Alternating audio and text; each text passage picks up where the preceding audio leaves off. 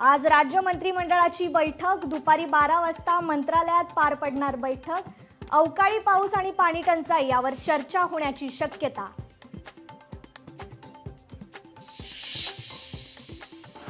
भीमा कोरेगाव हिंसाचार प्रकरणी शासकीय चौकशी आयोगासमोर आज साक्षीदारांची सुनावणी। आजच्या सुनावणीला शरद पवार उपस्थित राहण्याची शक्यता।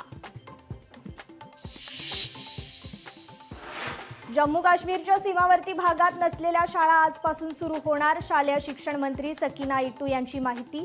सीमावर्ती भागातील शाळा पुन्हा सुरू करण्याबाबत सरकार आज निर्णय घेणार। आज 10वीचा निकाल जाहीर होणार। दुपारी 1 वाजता ऑनलाईन पाहता येणार निकाल। 16 लाखांहून अधिक विद्यार्थ्यांचं भवितव्य ठरणार।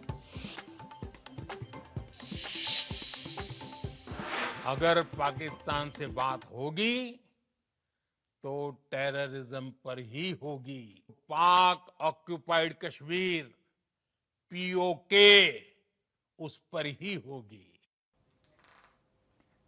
पाकिस्तान सोबत आता फक्त दहशतवाद आणि पीओकेवर चर्चा। दहशतवादाला पाठबळ देणाऱ्या पाकिस्तानला पंतप्रधान मोदींचा इशारा।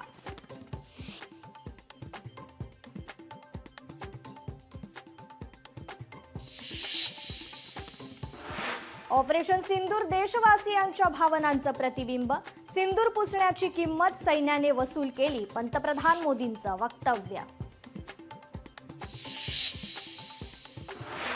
ऑपरेशन सिंदूरबाबत पंतप्रधानांचं मोठं वक्तव्य। पाकिस्तान विरोधी कारवाई फक्त स्थगित, भारतीय सैन्य अलर्टवर।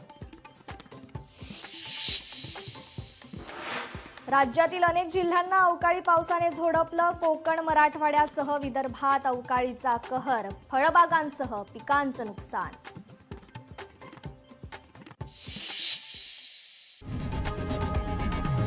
लोकशाही मराठी ऐका, पहा, जागरूक रहा।